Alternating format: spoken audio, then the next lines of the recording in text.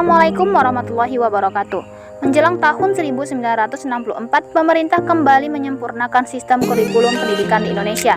Di penghujung akhir kekuasaan Presiden Soekarno, negara menggulirkan Rencana Pendidikan 1964. Fokus kurikulum ini adalah pengembangan daya cipta, rasa, karsa, karya, dan moral. Pada sekitar tahun 1963, terjadi revolusi di segala bidang termasuk dalam bidang pendidikan. Sehubungan dengan hal tersebut, maka disusunlah rencana pendidikan yang dimaksudkan dalam rangka pembinaan bangsa. Latar belakang dan dasar pemikiran, penyusunan, dan perencanaan pendidikan ini adalah bangsa yang merdeka dan berkepribadian, memiliki sendiri suatu gambaran manusia yang diinginkan, manusia yang dicita-citakan, dan bagaimana sifat-sifatnya.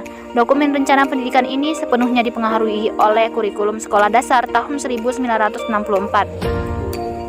Pada tahun 1964 terjadi perubahan kurikulum.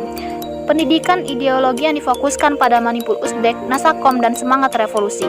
Mata pelajaran kewarganegaraan yang meliputi materi sejarah, ilmu bumi, dan kewarganegaraan menjadi penting untuk mengembangkan pendidikan ideologi dan dimaksudkan dalam struktur kurikulum dengan nama perkembangan moral. Kehidupan kebangsaan di bidang politik semakin didominasi oleh ideologi Manipul Usdek yang dianggap sebagai manifestasi dari Pancasila. Pancasila bahkan kemudian diperas menjadi Trisakti dan kemudian diperas lagi menjadi gotong royong. Nasakom menjadi jargon baru bersama-sama dengan revolusi yang tak pernah selesai. Pendidikan semakin dianggap penting untuk menanamkan jiwa revolusioner dan Nasakom. Kurikulum 1964 tidak bertahan lama.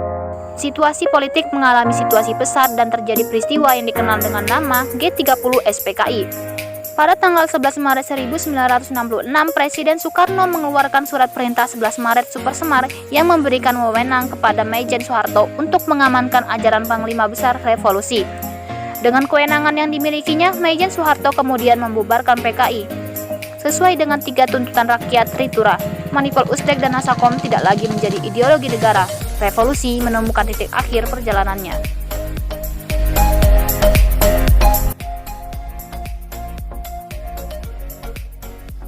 Karakteristik kurikulum 1964. Karakteristik dari kurikulum 1964 antara lain: 1. Pokok-pokok pikiran kurikulum 1964 adalah bahwa pemerintah mempunyai keinginan agar rakyat mendapat pengetahuan akademik untuk pembekalan pada jenjang SD. 2. Menitik beratkan pada pengembangan daya cipta, rasa, kasra, karya, dan moral, yang kemudian dikenal dengan istilah Pancawardhana. Yang ketiga, cara belajar dijalankan dengan metode disebut gotong royong terpimpin. Yang keempat, pemerintah menerapkan hari Sabtu sebagai hari krida. Maksudnya, pada hari Sabtu, siswa diberi kebebasan berlatih kegiatan di bidang kebudayaan, kesenian, olahraga, dan permainan sesuai minat siswa.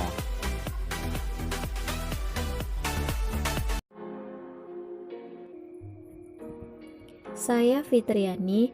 Di sini saya akan menjelaskan poin C, penerapan kurikulum 1964.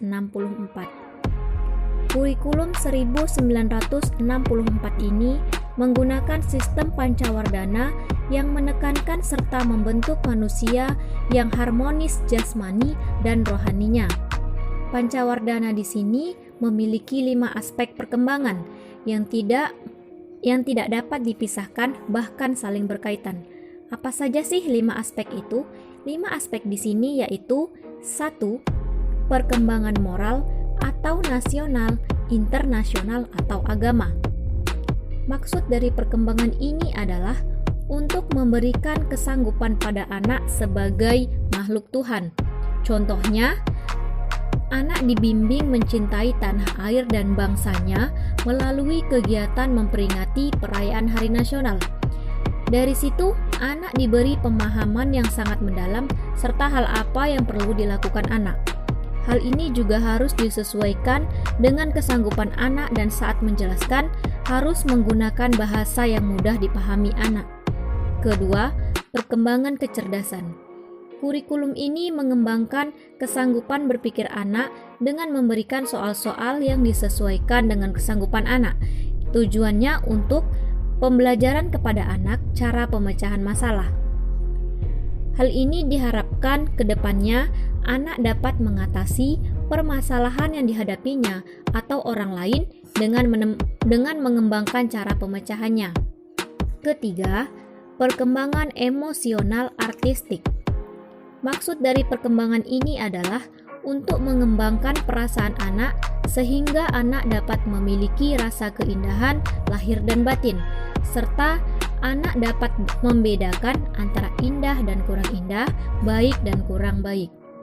Keempat, perkembangan keprigelantangan.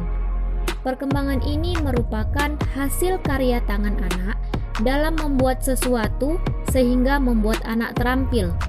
Dari aspek ini, diharapkan anak dapat mengembangkan nilai-nilai ketelitian, kerajinan, ketekunan, tanggung jawab, rasa keindahan, sosial, cinta kasih sayang, dan daya fantasi. Kelima, perkembangan jasmani. Contoh dari perkembangan jasmani ini adalah di sekolah TK atau taman kanak-kanak diajarkan untuk mencegah penyakit dan meningkatkan kesehatan anak, serta untuk memperkenalkan dan menanamkan kepada anak hidup sehat dan bersih. Di sini, anak diajarkan cara memelihara badannya, mengenalkan dan menanamkan pengertian tentang manfaat hidup sehat, dan memberikan contoh hidup yang tidak sehat akan mengakibatkan dampak yang negatif pada tubuh. Baiklah, pembahasan selanjutnya adalah kelebihan dan kekurangan kurikulum 1964. Di dalam sebuah kurikulum pasti terdapat yang namanya kelebihan dan kekurangannya. Untuk kelebihan dari kurikulum 1964 ini adalah yang pertama, sudah mengembangkan ranah kognitif, efektif, dan juga psikomotorik.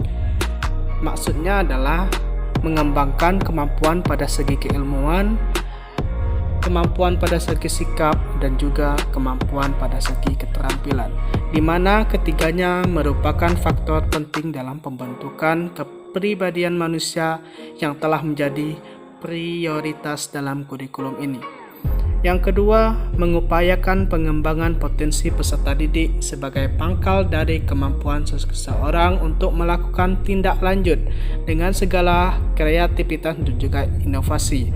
Maka dengan kurikulum ini telah menganggap semua manusia itu memiliki potensi yang berbeda-beda. Dan yang ketiga adalah pendidikan itu bersifat praktis, sehingga pembelajaran di sekolah akan memiliki kegunaan dalam kehidupan peserta didik dalam kehidupan sehari-harinya. Tidak sampai di situ juga, di balik sebuah kelebihan dari kurikulum maka terdapat pula kekurangannya. Untuk kekurangan kurikulum 1964 ini yang pertama adalah kurikulum ini dipergunakan hanya tingkat-tingkat sekolah dasar saja, belum mencakup sekolah lanjutan dan juga perguruan tinggi. Yang kedua adalah dalam perjalanannya kurikulum ini masih terganggu oleh adanya manifoldistik Usdek atau manifold Undang-Undang Dasar 1945 yang mengarahkan kepada pendidikan Indonesia untuk pembentukan manusia yang sosialis Indonesia dengan menomorduakan kehidupan pribadi seseorang itu sendiri. Dan yang ketiga adalah terkesan masih diwarnai oleh kepentingan-kepentingan tertentu yang cenderung mengkomodir sistem-sistem yang belum sejalan dengan jiwa Undang-Undang 1945. Yang keempat adalah karena pendidikan ini diwarnai oleh kepentingan-kepentingan kelompok, maka menjadikan kurikulum ini dimaknai sebagai alat untuk membantu kepentingan-kepentingan tertentu. Yang kelima, kurikulum ini belum integratif terhadap pengembangan budaya dan juga pengembangan persatuan dan kesatuan nasional. Yang keenam, kurikulum ini belum terkikis dari upaya-upaya melestarikan tujuan penjajah yang dibandingkan dengan cita-cita kemerdekaan itu sudah tidak relevan lagi. Dan yang terakhir adalah kurikulum ini berjalan ketika Indonesia itu dalam keadaan labil dan belum stabil.